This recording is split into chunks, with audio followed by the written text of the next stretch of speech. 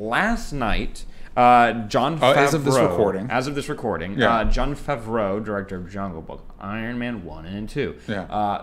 No, he's not. He's in The Replacements. Great movie. Elf. Elf directed that one in that movie. Anyways, he tweeted out that since we've been aware that he's Swingers, we know that he's been working on a Star Wars TV show for the Disney app. Yeah. It's actually begun filming as of this recording. But he tweeted out, or he posted on Instagram, a quick description of what the show's going to be about. I'm going to read it verbatim. Oh, snap. After the stories of Jango and Boba Fett, another warrior emerges in the Star Wars universe. The Mandalorian is set after the fall of the Empire and before the emergence of the First Order. We follow the travails of a lone gunfighter in the outer reaches of the galaxy far from the authority of the New Republic.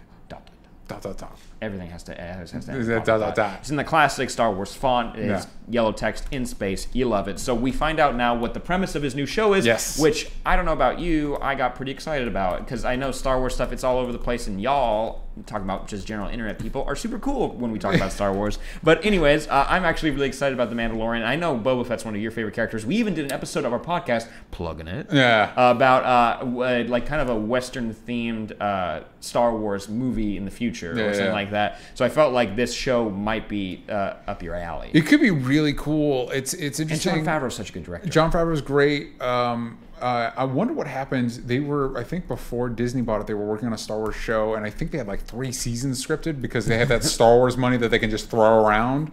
Thanks, Fox. And they were just waiting, for the technology to catch up with or whatever. I wonder if this has any association with that. But anyway, J. Michael Straczynski was writing for it. Anyway, like with all this stuff, as long as it's good, as long as it gives you a reason to care and a reason to feel like it should exist, like the idea of doing a kind of like an outlaw show, an underworld show for Star Wars could be interesting. Mandalorians are cool. Boba Fett's cool. Are we going to get Boba Fett? Are they going to make canon that he escaped from the Sarlacc?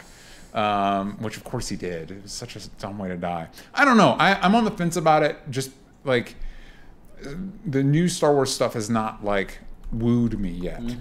Wooed me or wowed me. No, same. I will say I did really enjoy The Last Jedi. Go, whatever. Say whatever you want. There's been plenty. I get texts from my brother about like, watch this video about this guy turning about The Last Jedi. I'm like, it's not going to change my opinion of it. I like the movie. Anywhoozles, we have some people in the Discord saying that they are actually excited about this TV show. Thea631, I'm excited for The Mandalorian. I hope they take some inspiration from the Mandalorians in the Knights of the Old Republic games, which, I mean, those games get so much love on the internet.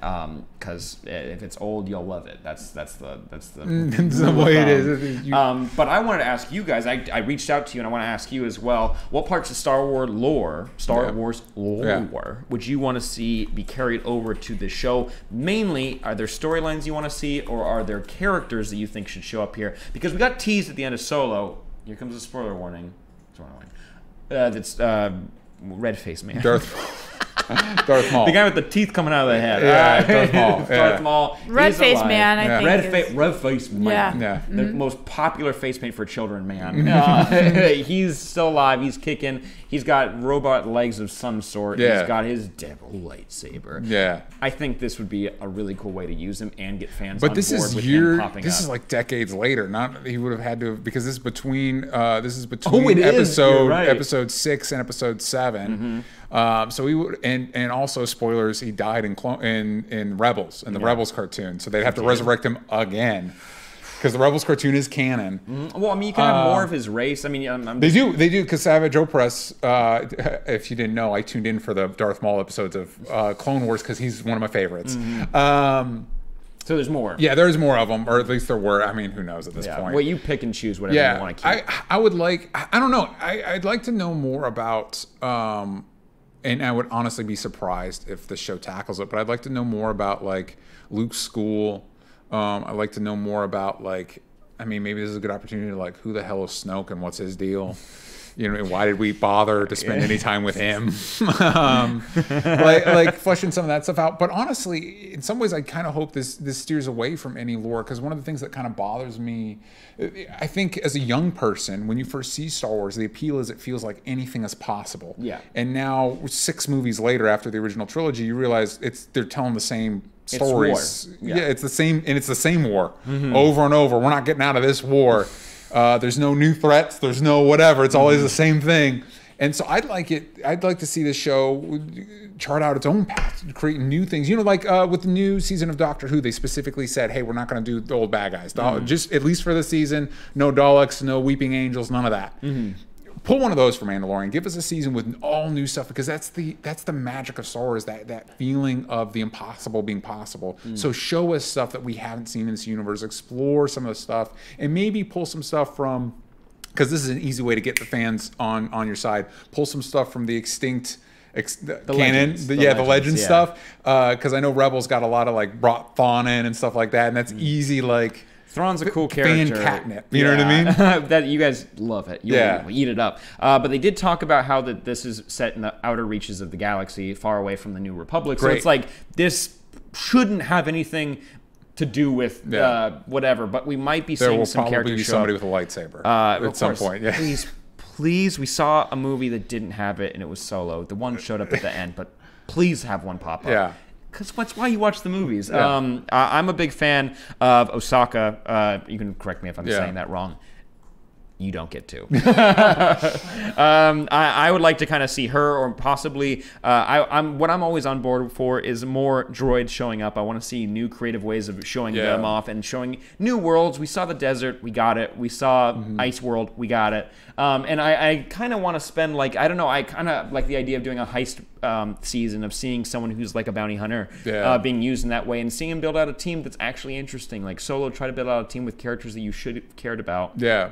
But it had a team of really cool characters that it killed off in like 5 minutes. You're like, oh, I don't know if I'm in for the rest of this movie. Andy Newton was a great get, but you bungled it. Yeah, and also Jon Favreau, playing the four-armed whatever. I think it'd be cool. Also, you mentioned the world. It'd be cool if maybe we spent time on a single world and actually fleshed it out so it had like more than one ecosystem. And like more than one government, maybe. You know what I mean? Like, I think that could be cool, because I think.